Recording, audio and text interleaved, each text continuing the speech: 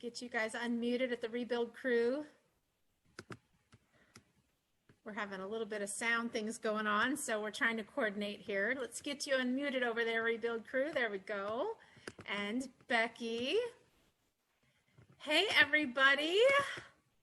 Let's do a couple announcements here before we get rolling. Okay.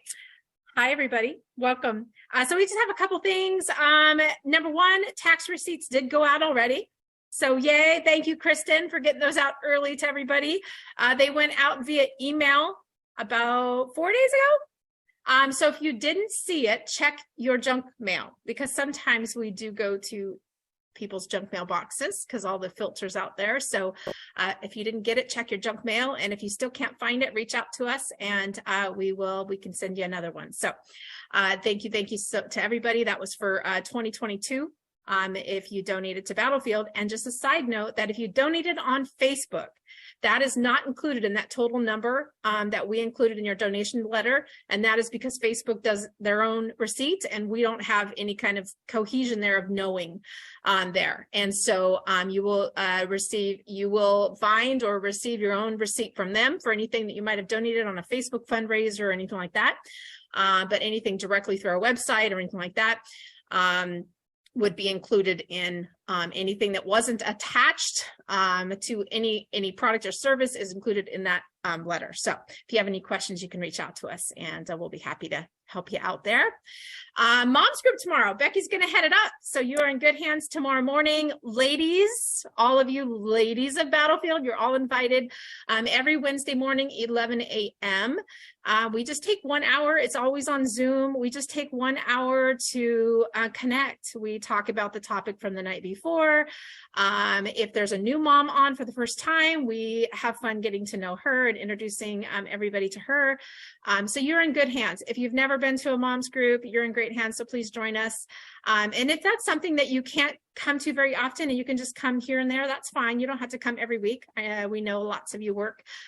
So maybe you can't be there every week, but you're always welcome to pop in anytime. So 1 hour coffee date on Wednesdays. So please join us. At 11. At 11. And if you need the link, let us know and we'll shoot you the link. Have I missed anything, Becky? Do you got anything else?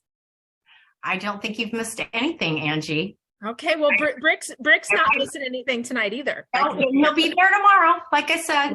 He'll be here for Solution Room. He's not a lady. Hi, Debbie. Hi, you. One more thing, actually, group coaching's tomorrow. So I get to see both right. things. I get to see both of you. Oh, yeah, I'll be there. And everybody else out there. I'll not be there. Rick will not be there for group coaching. But group coaching is tomorrow night. Now, we do have a couple spots still left. If any of y'all haven't registered yet and you'd like to join us, it's in person in Kent. Group coaching is awesome. We have it about once or twice a month. It's just a really great night. It starts at 6 o'clock. So all of you who have registered, there's no cost to group coaching, but you do need to register because we limit the number of seats. So the way you can do that is just on our website, you click on services, click on group coaching, and you can sign up there so we know you're coming. Yeah, Becky? I'm bringing cake.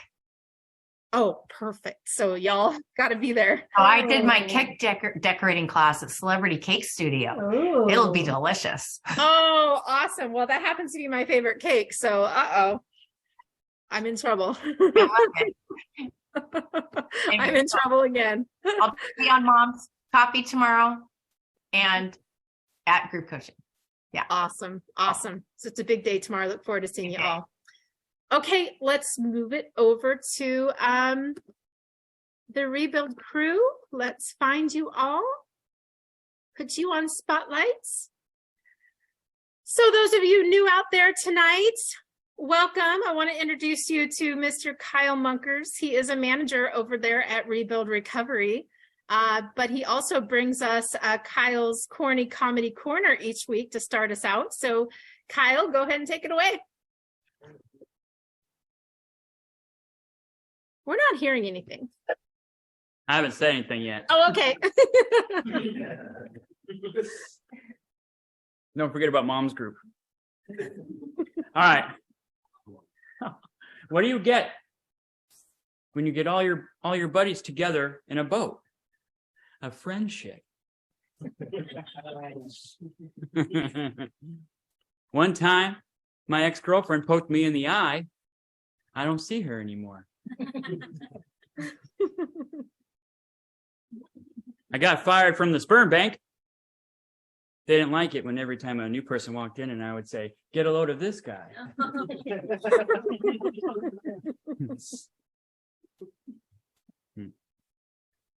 Doctor said I'm probably going to have a lot of complications because I ate some clay. To tell the truth, I've been shitting bricks for weeks. Yeah. Speaking of which, I have to say, poop jokes aren't my favorite, but they're a solid number 2.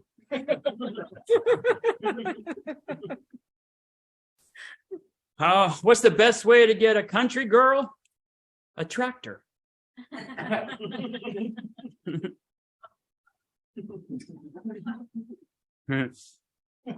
So recently, 2 guys walked into a pharmacy and they stole a bunch of Viagra. The police are now on the lookout for the hardened criminals.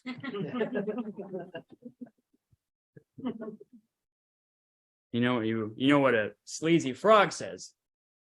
Rub it, rub it.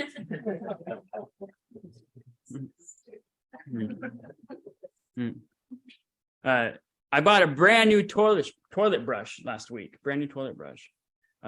Long story short, I think I'm going back to toilet paper.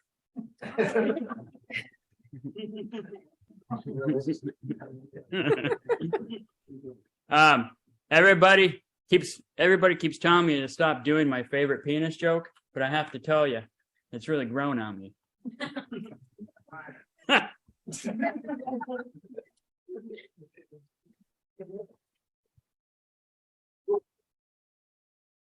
All right. Thank you, Kyle. Thank you. All right, let's do a quick sound check, Art. Okay, can you hear me? Yes, very good. We're good. We're good to go. I look in the the room's packed in here tonight, and it's really cool. We flew back in town today and sat with everyone and had a discussion, and now tonight, I think what's important for you guys to understand that no matter what, each one of you and everyone on here, hopefully the same thing that's happening is that everyone is experiencing their own evolution. And that's what kind of gets to happen, is that we are going to evolve. How we evolve is probably going to be related to what information that is coming in and what we're exposed to. And then we evolve and adapt to that. And I think that's more clear than, oh, we're changing ourselves, or this is changing you, or I am changing you, or, Kyle's changing you or something. It's more of a experience of your own evolution. And then you kind of get to a place where you understand, well, what am I evolving from? And what evolving from where? And I have to look back now and I can see how I've evolved. But I didn't know I was evolving. I thought I was doing it. But through exposure and information and seeing, then we evolve. And it's pretty important. Last week we talked about closed heart, open heart, and it's true. It's what it is. And so the start of the evolutionary process, when you truly want to experience it and understand it, is 1, I'm evolving. 2, evolving from what? And I'm evolving from a closed heart and trying to keep an open heart. And then what is my heart closed for? Why does my heart close? And why do I protect myself from this world? And that's kind of this thing that's happened in my evolution, is that you kind of build trust with the universe. And that's what you're doing here. You're building we come in early recovery, or maybe people have a kid and they spend their time, and they don't even understand all this stuff because nothing upsets them. You don't face much adversity. You just have this kid and the kid's doing good and you're doing okay at your work, and you come home and your family's got a little bit of money and you go on vacations and you're just kind of living the normal life.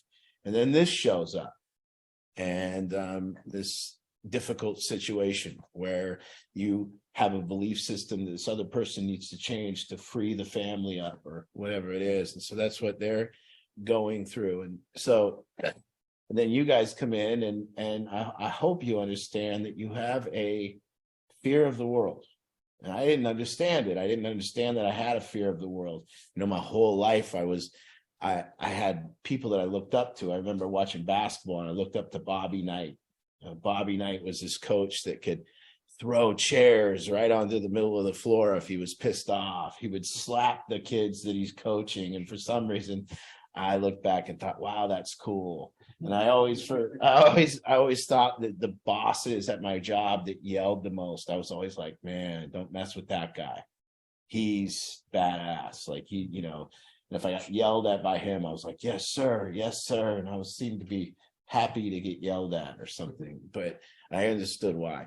But I always look up to that. I looked up to these coaches on the sidelines just yelling at other grown men. And I'm like, man, maybe one day I could yell at some men like that, you know, maybe if I get in my, and that was power to me. Bill Parcells, you know, Jimmy Johnson on the sidelines and Bob, yeah, Lou Piniella picking up the base pad and throwing it, you know, putting his finger in the ump's chest. Like, oh man, this stuff was so cool to me. I was like, man, that's what I'm going to do. I'm going to dominate people and be powerful like that.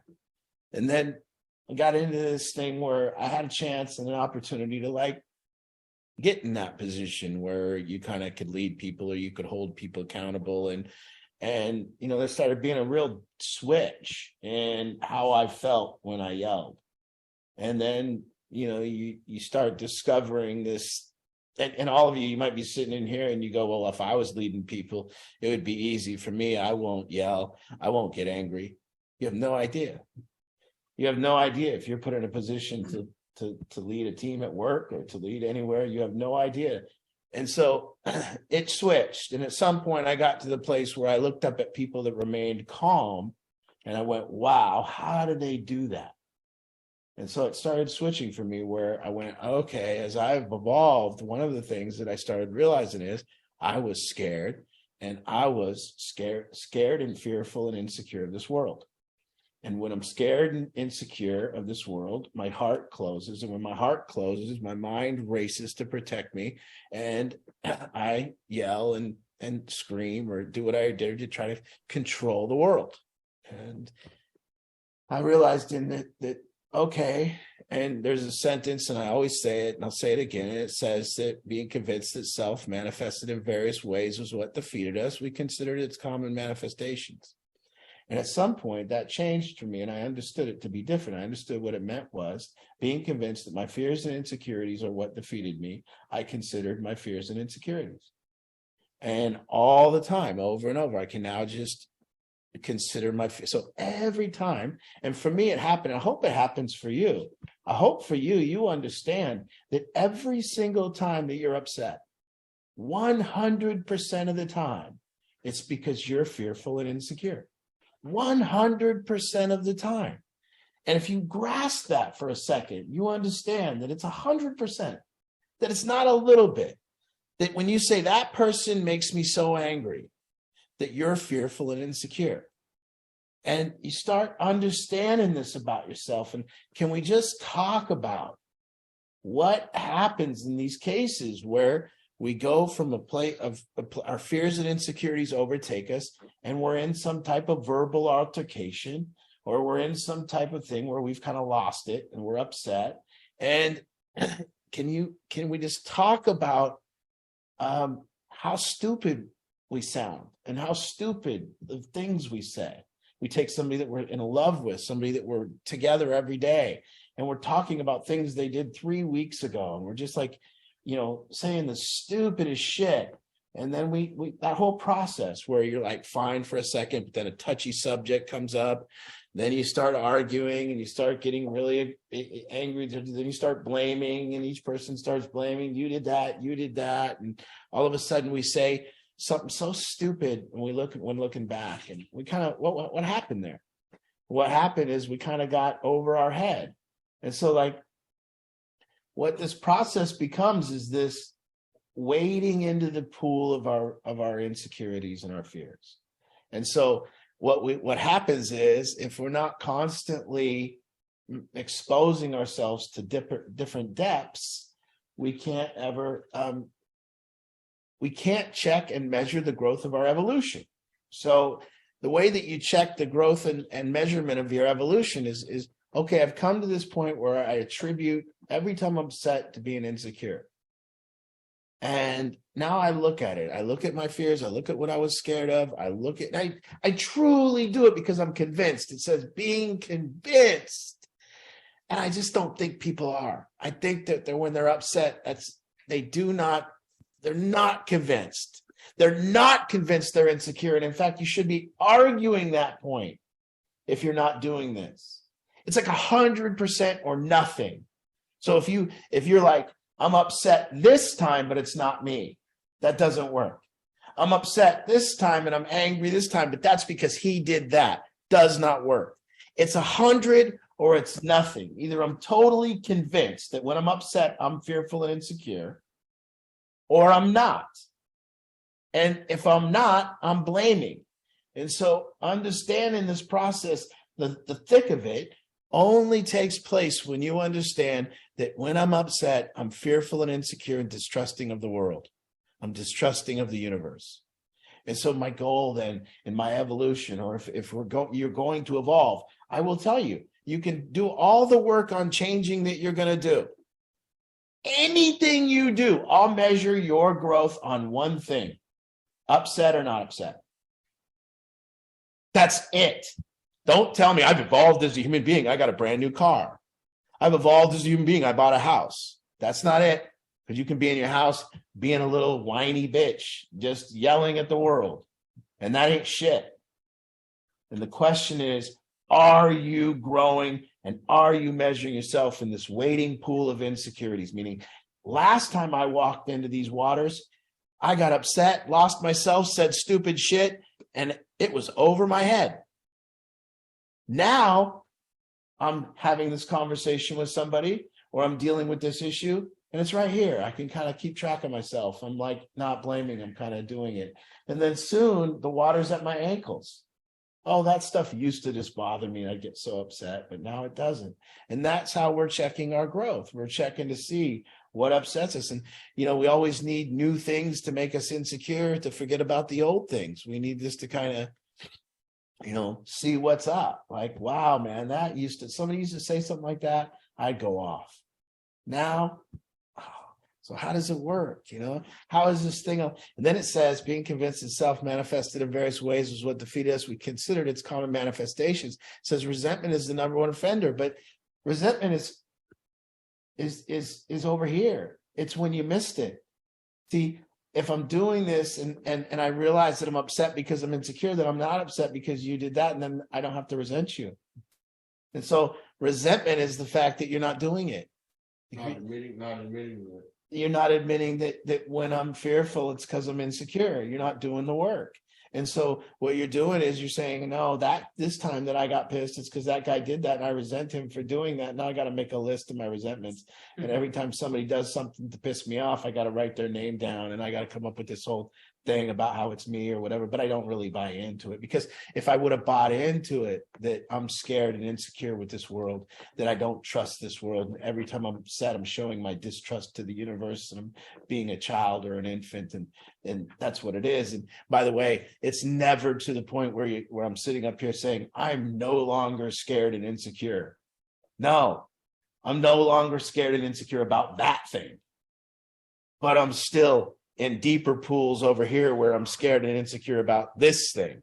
So yes, I've grown, but that doesn't mean that you grow out of fears and insecurities. They're just things that are bigger now. You jump in and dive into bigger pools, and the little things start, I can walk around ankle deep waters here.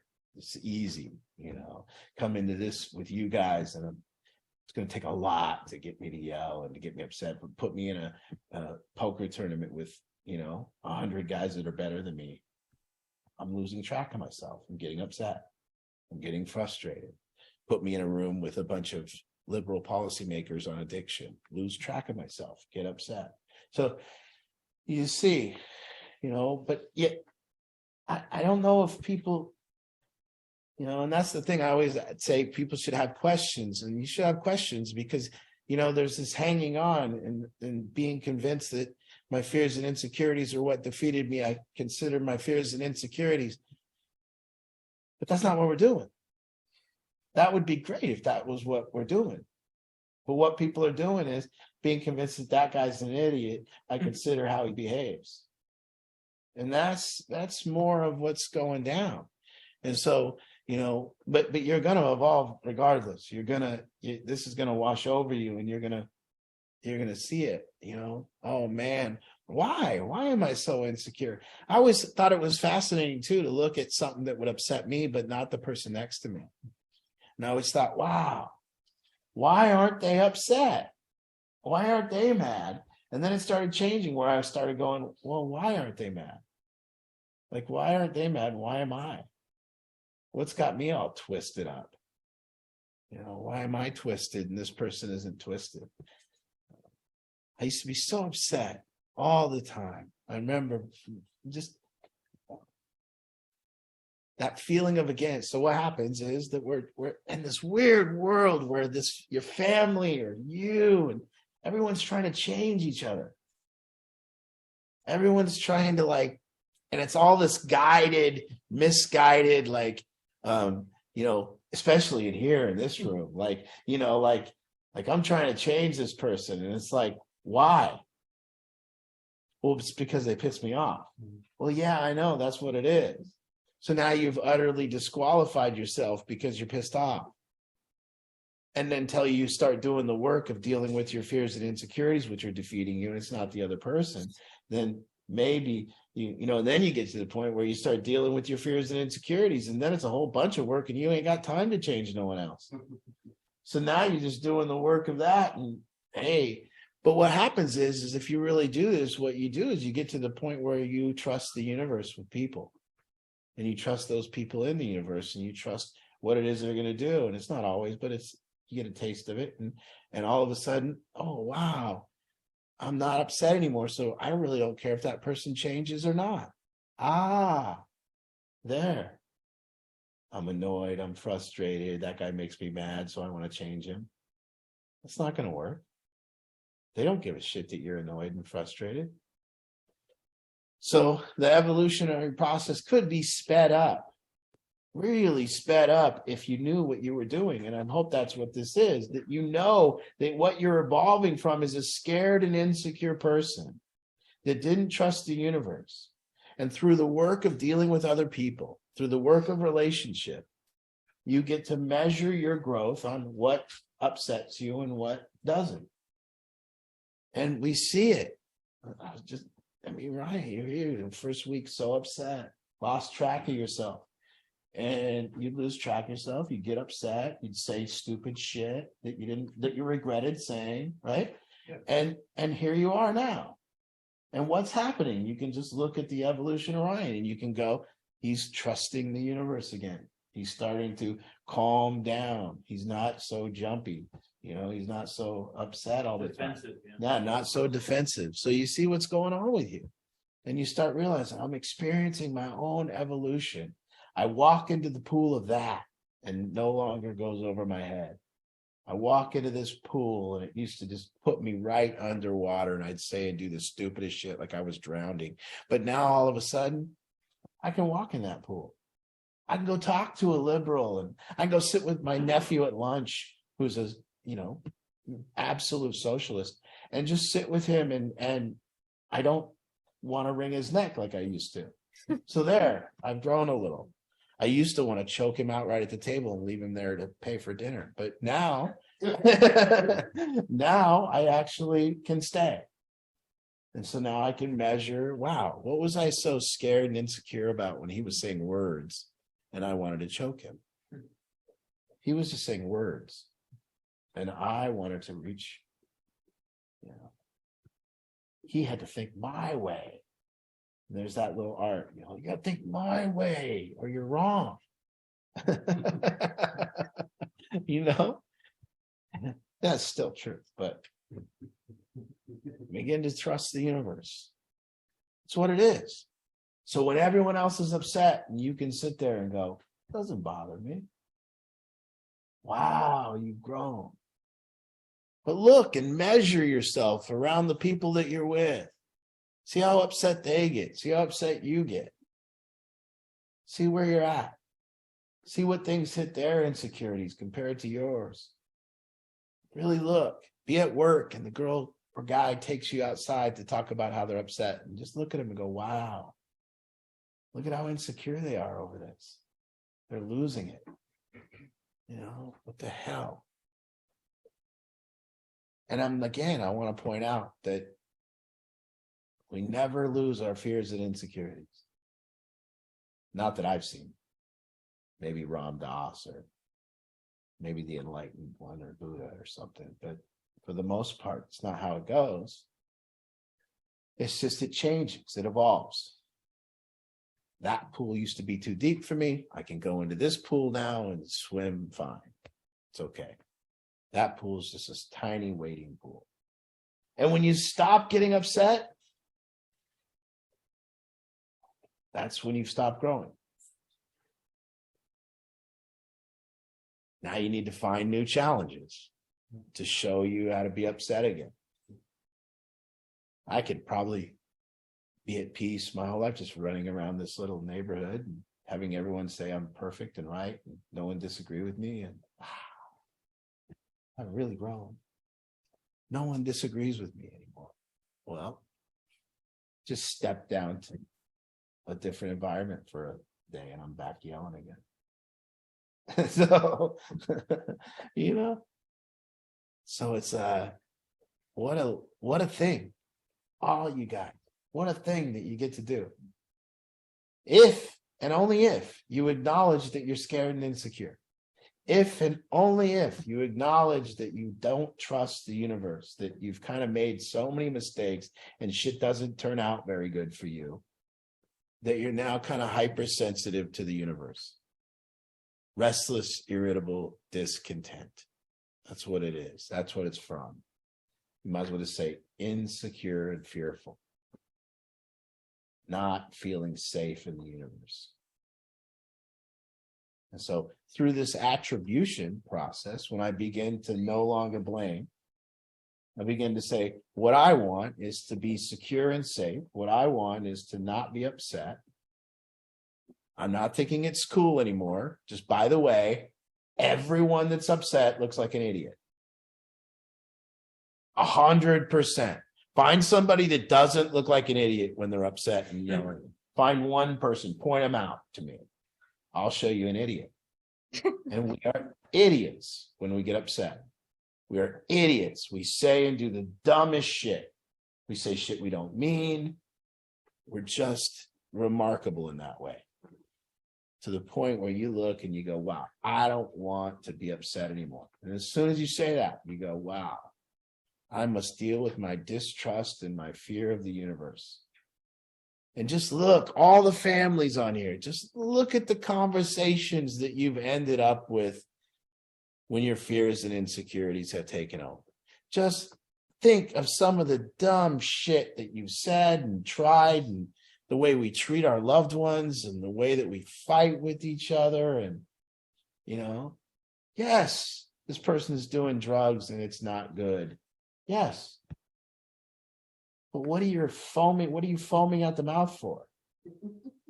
You know, what are you blowing up completely red, you know, blaming them for what they did when they were 8, or them blaming you for what they did when they were 8. Yeah, but when you were 8, you got divorced. And when I was 8, you got divorced and caused this. I never liked you when you were 8. You were a little shit.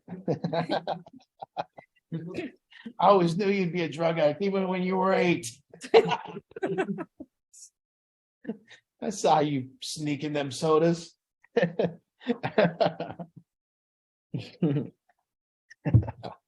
So fun.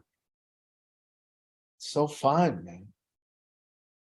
But if you can do it, if you can get upset and then you can look back at yourself and acknowledge how stupid you were for being upset, boy, is that growth.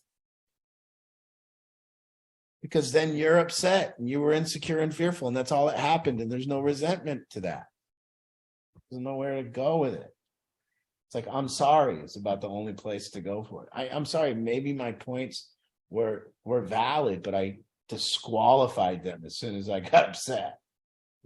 You know?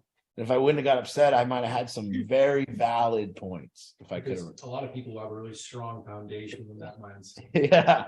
Love him as I do, Trump stays like that, right? Oh, yeah. Or there's people that just, that's their whole method Yeah. of operation. Well, that's why he's the Teflon Don. Yeah. I mean, he's just perfect. Yeah. I mean, Yeah. like, He never leaves that. yeah, it never leaves it. Never leaves it. And if you told him he was fearful and insecure, not buying it. Not buying it. But he is, and we all know it. And you looked at somebody like, I mean, whatever your thoughts on Barack Obama was, that guy did not lose his cool. Smooth as hell, silk. You know, silk with the press, silk with anyone.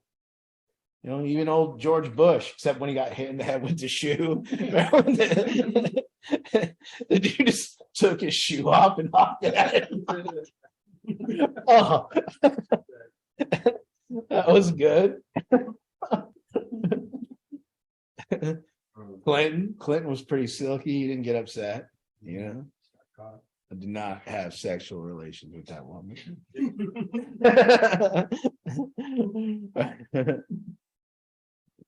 Oh man, George Bush won. That guy never lost his cool either. He was smooth. So if that's the measurement, we look people not losing their cool. That's the measurement. Whoa, I haven't lost my cool in a long time. Good, you're growing. Oh, okay. So in this, it's these times. Oh man, it's you and the upset in there. And you can't blame. Just sit there with it. What are you gonna do? You're gonna just evolve. You're upset. Now sit there. Shut up. I can't shut up when I'm upset. I know you can't keep it in.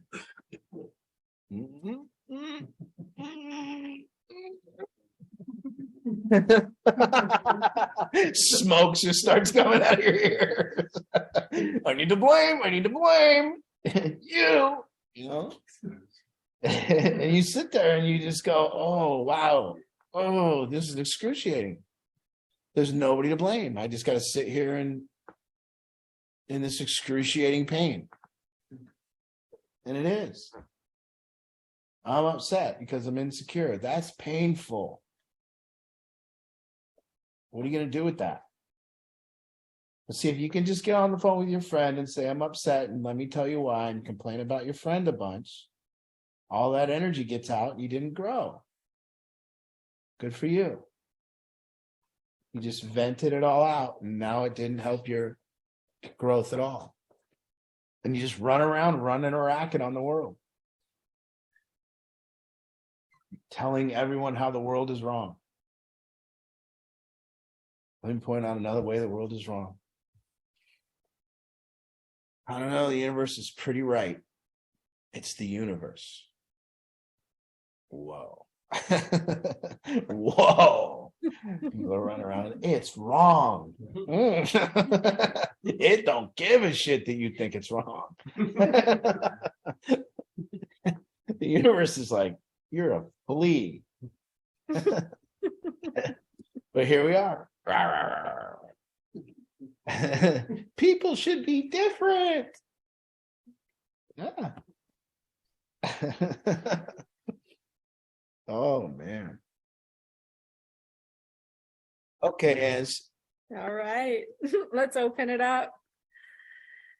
All right, so any comments, questions, anything out there, we welcome. If you have something to share or ask, you just use the raise your hand feature. I just raised my hand on your device. And if you can't figure out how to use that on your device, then you can unmute yourself. You can say in the chat that you have a question, however, to get my attention, and I will see ya. And I see a couple new names out there that I don't think we've met.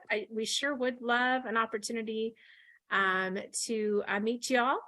So please, let me lower my hands. Yeah, it was just you, Becky.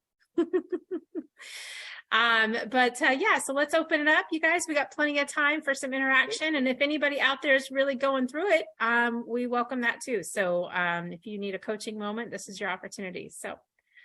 I see the Adaires are back. Good to see you, David and Debbie.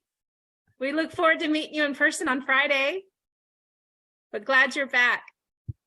We didn't scare you away. Becky and Debbie, we had to boot you off for a minute because we had to say some things that you couldn't hear. So we shut off the recording too.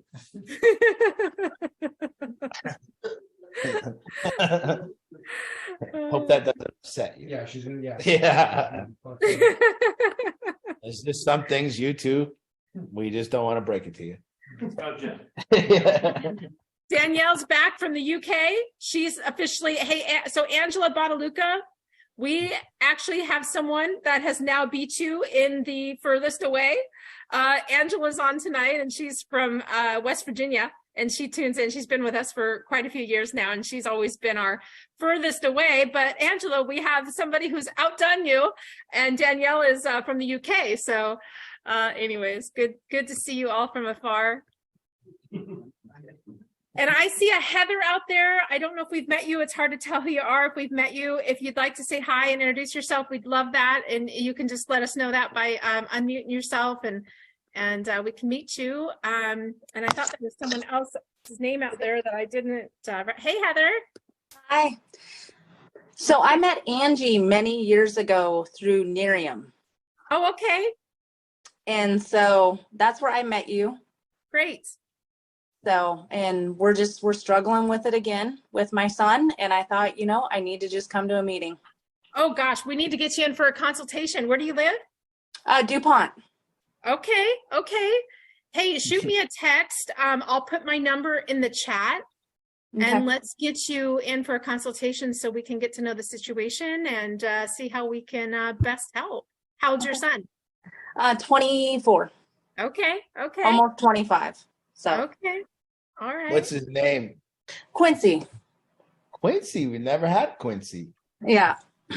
First Yeah. Quincy. So, yeah, he'll be going down to Arizona here soon for an intensive outpatient.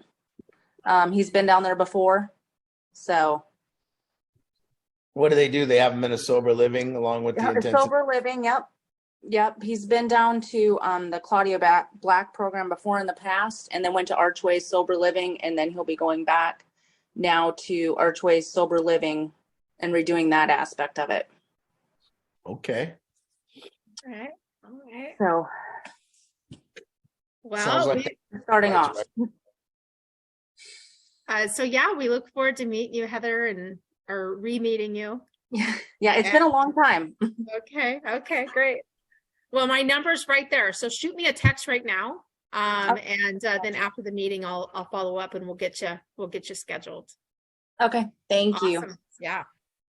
I always like that thing on the radio shows when the guy goes, long time listener, first time caller. Yeah. I always want to be on the radio and go, how's it going, Mike? Or whoever it is. So we need somebody to say long time listener, first time caller. First time listener, first time caller. Whoa. Whoa. Yeah. Who's next? Who's next out there? Any other new people out there? I don't think so. I think that might have been it. I'm not sure if I'm missing anybody, but I see Angela back and Lisa back. Hey guys, ladies. Hi. And now we have two Angelas, Angela Bottaluco and Angela Fish. Very good. Got some We have competition. four here. Angelas with you and Angie. My heart. Ah, All right, everybody's quiet. Oh, Celeste, I haven't seen that name before.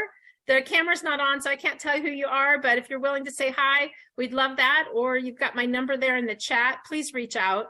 Any of you all out there that we haven't met, please. there she please is. reach out. She turned her camera on, Angie. Oh, okay. Okay, let's see. I'm looking. There you are. Hi, Celeste. Hello. Have we met before? We have not. No. Great. How'd you hear about us? My Aunt Brittany came last week, and she told me that I should check it out. So here I am. Okay. Okay, great. Well, I'm glad you're here. Yeah, thank you so much. Yeah. Where do you Where you live? from? I'm from Salem, Oregon. Oh, Whoa. okay. Yeah. All right. All right. So is Lisa or Angela's down there too. So, yeah. Anyways, well, nice to meet you. We'd love, please shoot me a text. I'd love to learn more and see how we can best help. Yeah, We thank you do so much. we do consultations on Zoom too. So, we'd love to see what we can do Perfect. and Thank learn you. more about you. Yeah. Thank you so much. All right.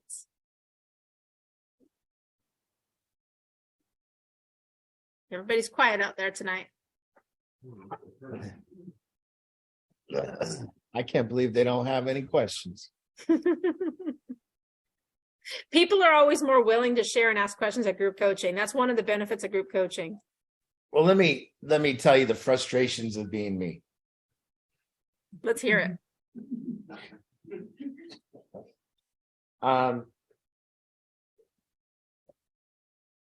It's just in Singer's book, he talked about it, and it was, may have heard this story, but I was at Bally's in Vegas, and I was sitting outside the pool, around the pool, and I was watching all this beach party with the beach balls and the drinking, and I was listening and reading to my book, and he got to the part about upset and set, and he began to describe the process, and he began to describe the process of words coming in and hitting, and when they hit, my muscles or our muscles tighten and our heart race because of words, and it's like an arrow that hits our heart and shoots adrenaline and cortisol into our bodies, and we tighten. And what Michael was saying is that's when your heart closes to protect you, because you're going into fight or flight, or you're going into, some type of fear mode, and your heart closes down and your mind begins to blame. And he talked about that, and and to me it was fascinating, because it was like, oh my God, a way out. He's describing to me how to not be upset anymore. And what he said to do was, he said, feel the impact of the words and of what's going on with your body when this all happens.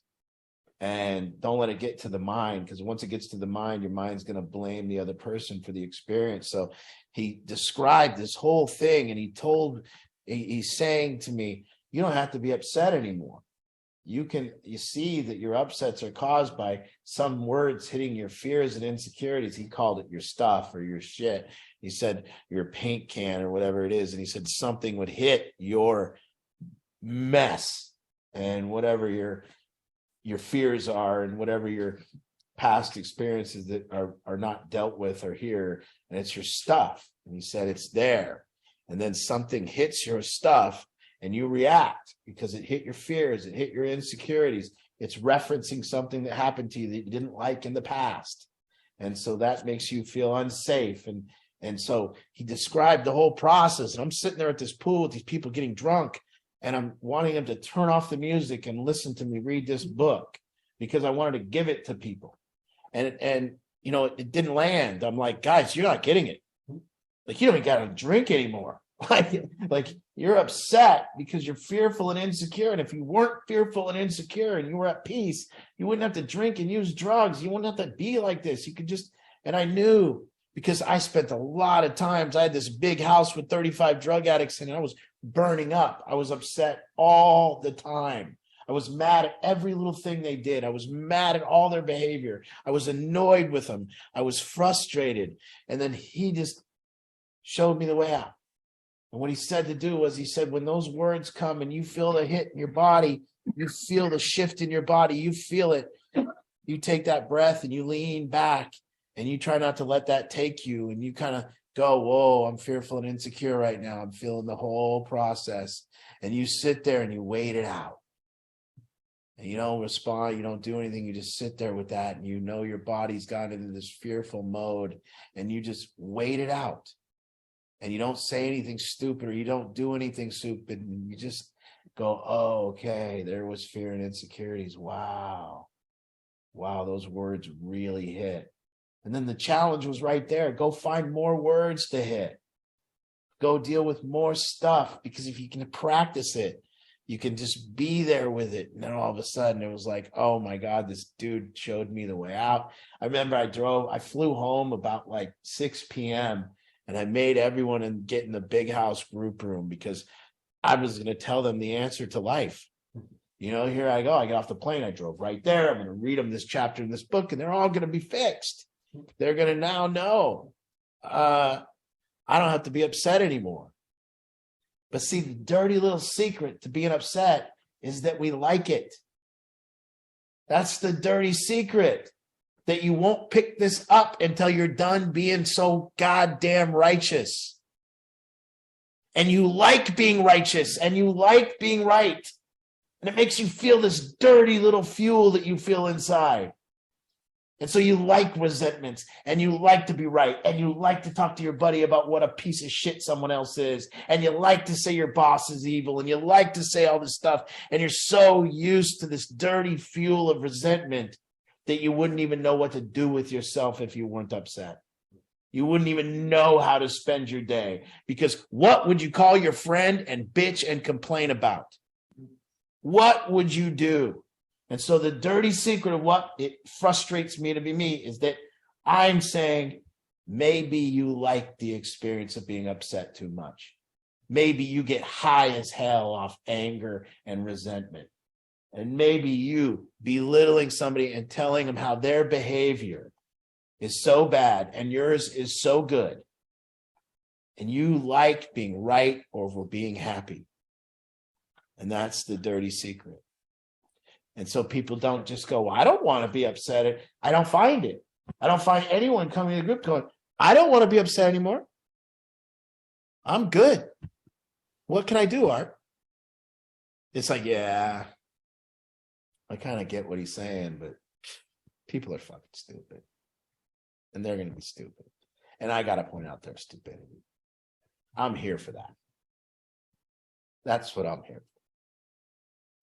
So how else do I measure myself? Well, see, we can either measure ourselves in the growth of that pool that I said, walk into that pool and see if you get upset anymore, or you can measure yourself and just not have to do the work and just get really goddamn good at pointing out other people's bad behavior. And if you get good enough at it, you don't have to change. You can just be around an office of people and you don't have to do any work. You just go home and tell your family how stupid the people at your office is. And then you go home after you spend the day driving around and you tell people how stupid the drivers are. And then you go to the meeting or watch the show, the political show, and say how stupid the politicians are. And then you go to the bank and say how stupid the tellers are. And maybe you just like that too much. I like it. I know it. I'll admit it. I like to get high sometimes and talk about how stupid everyone else is and how smart I am. It's a favorite pastime of mine. But at least at this point, I've gotten where it ain't that serious. I'm having fun with it. Oh yeah, did you see how stupid that guy was? But I know what I'm doing. I know what I'm up to. I know I'm not growing.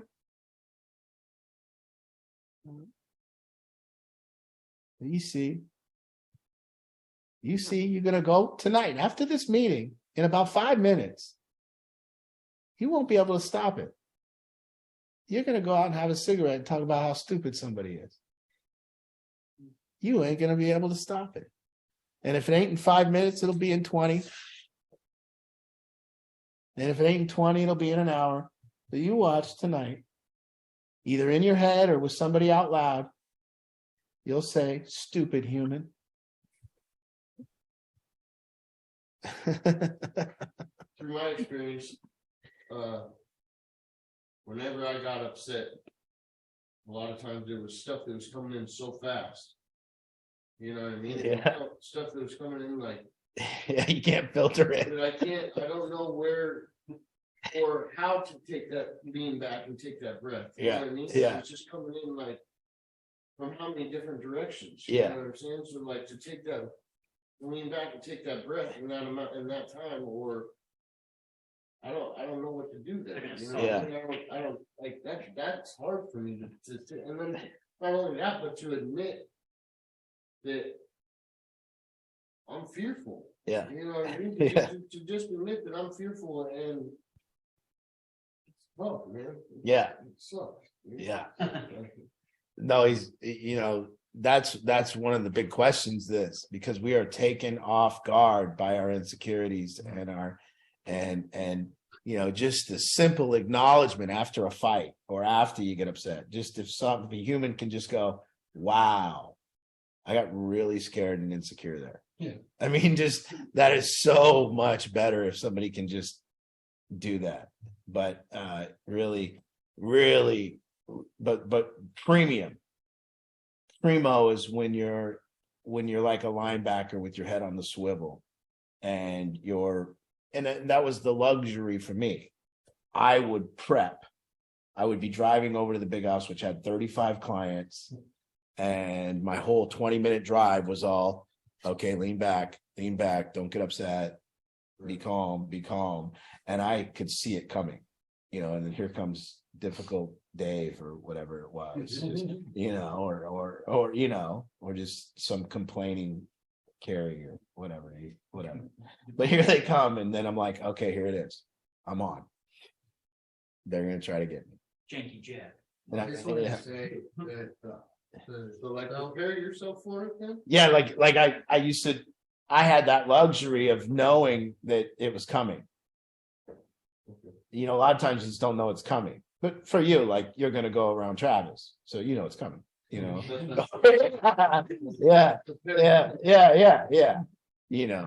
Or you're going to go with somebody and you're going to, let's say you live at military or something, and you're going to go and you're going to have a conversation with somebody about their bad behavior.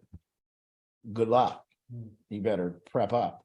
I'd like to say that I've actually, in that aspect, you said Travis, but I'd like to say, like, I think I've seen a little bit of growth between Travis and I, just to the fact that, like, I don't get as upset anymore. That's right. You know what I mean? Like, That's right. I used to get super upset at the things like that Travis, but I still get upset. Don't get me wrong. But I don't get as upset. No, and that's the exact measurement system right there. That's it. That's how we measure growth. That's how we measure that we've eliminated some of our fears and insecurities. And there's the proof. I used to walk into that pool and it took me over and it whirled me around and drowned me. Now I can swim. I think sometimes there's some security and comfort in being upset. Over and over, you get up, mad, Oh yeah. I mean, I think we've somebody's not muted, Ange. Can you turn it down? Oh yeah. I'll just mute you for a minute, Carrie. Yeah. Yeah,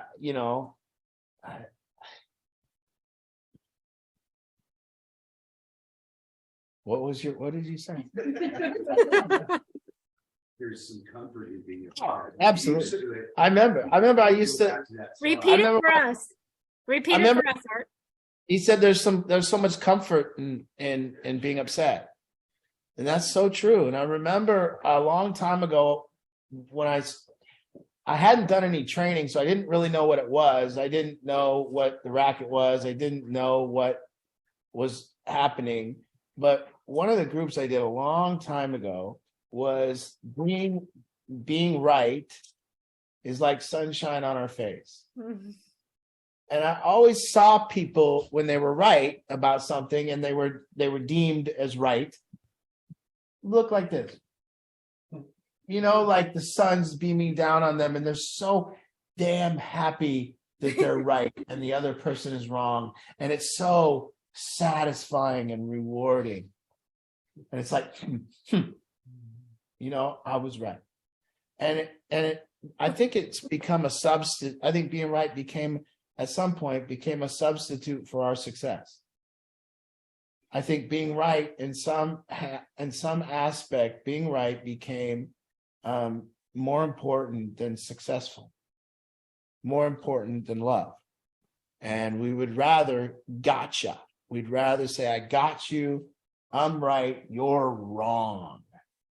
And that seems a lot better than a good relationship. And that's sad, but that's true.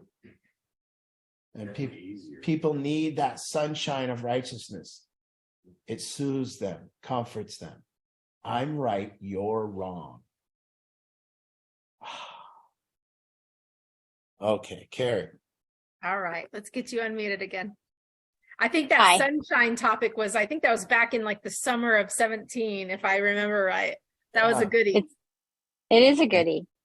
We're in the RV down here in SoCal, so there's not much room. So if there's background noise, that's why.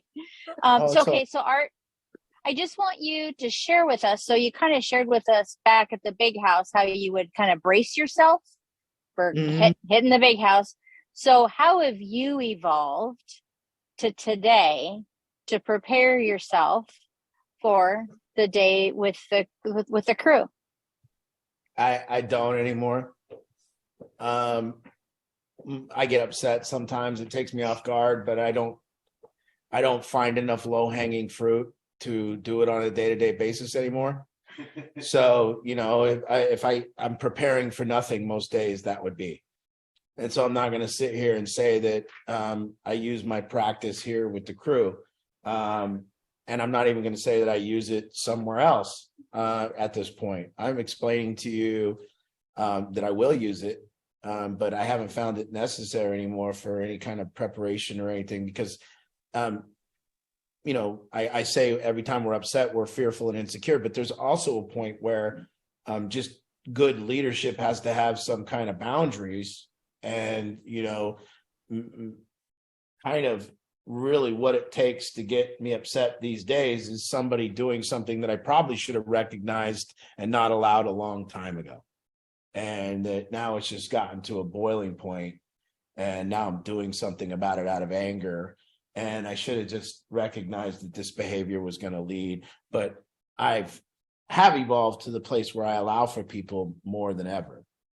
And that's something that you know is controversial when you're running an accountability program, because other people that are in the program and maybe people that work for me maybe get upset and want retribution and want that person held accountable. Mm-hmm. And for me, if I'm not upset and I'm not, it's a different thing. So now maybe that's leadership.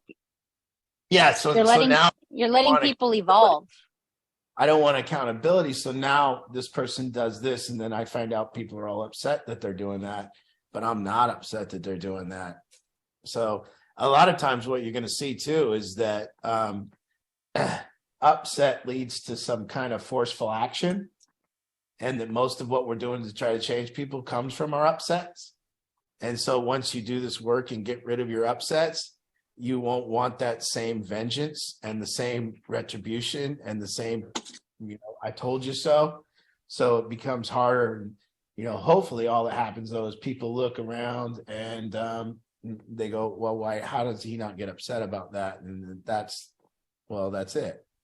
That's the evolution. But again, you get to the point where, you know, if you're a parent, do you allow your kid to run over and put both hands on the stove and go, that's a, you know, at some point some point, your good upsets are just the boundary to outlandish behavior. You know, and everyone then understands that if you're upset, thank God he's finally upset. Thank God he's finally doing something. So that Well, and you might find yourself with a little different set of data than everybody else has. That's true. And Yes. so, and Yeah, again, that's leadership too, is you might be coaching somebody and have had conversations and know exactly how far you're going to let them go. Mhm. And they might be getting to the edge of that cliff, but you got Yeah. a few more inches to go with you. And other people are like, they're going for the cliff. And you're like, 6 But more again, inches. Yeah, again, even when I get to that point and they get to that point, I still always, after I get upset and I yell and I do something stupid like that, I still spend the rest of the day going, why didn't I just say it nicely? Or why couldn't I just be calm and go, hey, dude, don't do that? Like, what was all the yelling about? And so it's still a regret, you know? Okay. So, yeah. Yeah. Thank you. But there becomes a point where in the evolution of this thing, when you stop being directed by your insecurities and fears, when you stop being directed by it, you're working on it, and you get to the place where things aren't upsetting you, then there's a question that arises. It's not upsetting me, but it's also not good behavior. Mhm. Now, how do I be as an influencer to change that behavior? You see? So there's a question that should be, if you've evolved past upset and insecurity over the situation, then it's okay. Change that behavior for yourself? Or No, for the other person. You want to incite change in something. Yeah, you want to spark it and be and be a change agent. Well, then how do you be? Because I'm not angry, I'm not upset. And then you kind of just go, well, man, I kind of got to just win them over. Mhm. It's like, shit. First, they kind of got to just like me. And then maybe that'll inspire it, you know? So it's so fun. So I'm so envious. You know, this pathway, if you get on it, of like really getting down and dirty with your insecurities, it's like a great movie that I've seen. And I'm telling you, I would watch it again. You know, when you went to the movie theater and you've seen a great movie and you're like, dude, we got to go. I'll go watch it again with you. That's what I'm feeling now. It's just like that, you know, and you'll see. Do you feel sometimes too? I know I feel this, something that I was insecure about, and then you tackle it and you're like, oh, I was all fussy about that. Yes. It should be kind of embarrassing. Yeah. You know, we kind of be embarrassed of our smallness, Mm-hmm. you know, and, you know, we're in ankle deep water acting like we're drowning, you know. I remember I heard somebody say that. They go, you know, in life, it always feels like the water's just right here. Just always. He goes, you know, it just always feels like the water's just right here. And I was like, yeah, it doesn't always feel like that. And he goes, stand up. You're in ankle deep water. And it's like, yep. You ever see those like hurricane videos or whatever? And then the guy's like in a canoe. And then you see one guy just standing there. It's like,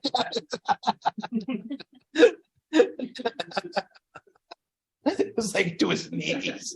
The guy's like canoeing through. It's so good. Oh. Well, if we don't have anything else, I'm going to close it down. Sounds You good. guys- You know, I hope it's just a reminder. Just look. The last week, look at your righteousness. Look at the times you got upset and said stupid shit. Look at the fights you were in, the struggles. Look at how you wanted to be angry and you enjoyed being mad. You got some glory out of it, you know, however that went. You were able to get with a group of friends and prove the wrongness of another human being, and it was so satisfying.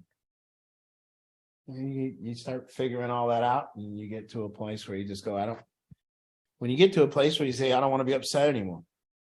I want to be at peace.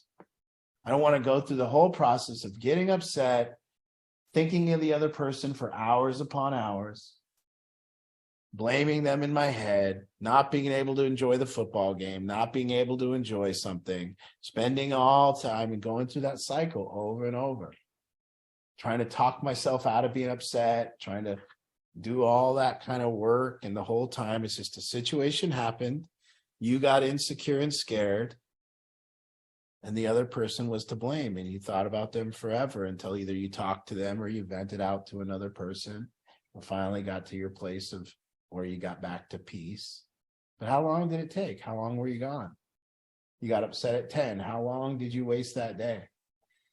How long did you give that person the silent treatment? How long did you punish them for their bad behavior? How long did that take? And then and you didn't enjoy dinner and you didn't enjoy lunch and all that went down. How long you want to do that for? I didn't want to be on that ride anymore. So hopefully you take in consideration what your evolution is and look at it and how you measure your growth. I've grown. People say that all the time. How? How would you tell me that you've grown? And I think that you would have to state, well, I used to get upset at that, and I don't any longer. So that's how we measure our evolution, our growth. So maybe you do it a different way. I don't know. We'll see. But again, thanks for coming. New people, hope you get in contact with Ange, and we'll see you next week. Yes. Good night. Good night, everybody. So Janet is upset. Next week. Connor